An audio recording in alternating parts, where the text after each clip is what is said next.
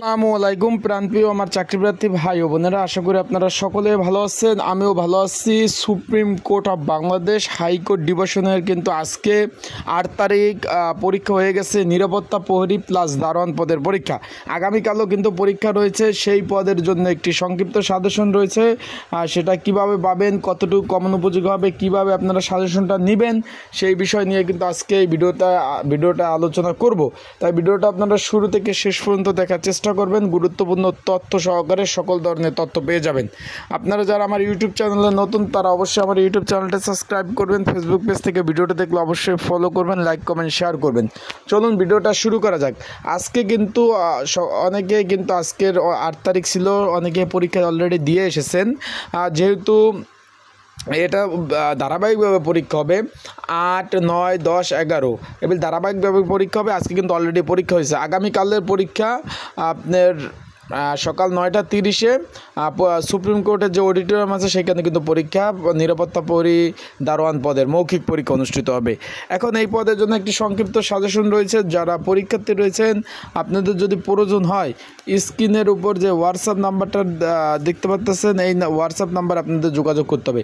স্ক্রিনের উপর যে হোয়াটসঅ্যাপ নাম্বারটা দেখতেছেন, এই নাম্বারটায় যোগাযোগ করতে হবে। 019945733603 এটা হোয়াটসঅ্যাপ নাম্বার। এই নাম্বারে যোগাযোগ করতে হবে। এই নাম্বারে যোগাযোগ করে আপনারা কিন্তু এই যে কমন উপযোগী স্পেশাল সাজেশনটা কিন্তু আপনারা সংগ্রহ করে নিতে পারবেন। যাদের প্রয়োজন আছে তারা অবশ্যই যোগাযোগ করবেন। ওই কমন উপযোগী স্পেশাল সাজেশনটা আপনারা সংগ্রহ করে নিয়ে কিন্তু পড়তে পারবেন যাদের প্রয়োজন।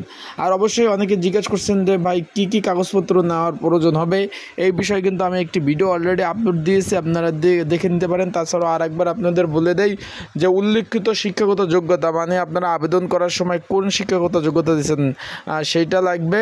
অ্যান্ড আপনার লাগবে অভিজ্ঞতা সনদপত্র যদি থাকে সেটা লাগবে, জাতীয় পরিচয়পত্র লাগবে, চেয়ারম্যান সার্টিফিকেট লাগবে, তারপর আপনার চারিত্রিক সনদপত্র লাগবে, ইত্যাদি ইত্যাদি কিন্তু কাগজপত্র লাগবে। অন্যান্য কাগজপত্র সমূহ এক সেট ফটোকপি আনতে হবে এবং সপ্তাহিত করা থাকতে হবে। যেমন দুই সেট থাকবে, এক সেট সপ্তাহিত করা, এক সেট কিন্তু আপনার আলাদা থাকতে হবে।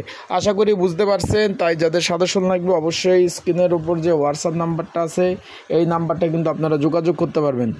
স্ক্রিনের উপর যে হোয়াটসঅ্যাপ নাম্বারটা আছে এই নাম্বারটা আপনারা যোগাযোগ করতে পারবেন। যোগাযোগ করে আপনি অবশ্যই কিন্তু এই সাজেশনটা সংগ্রহ করে নিতে পারবেন।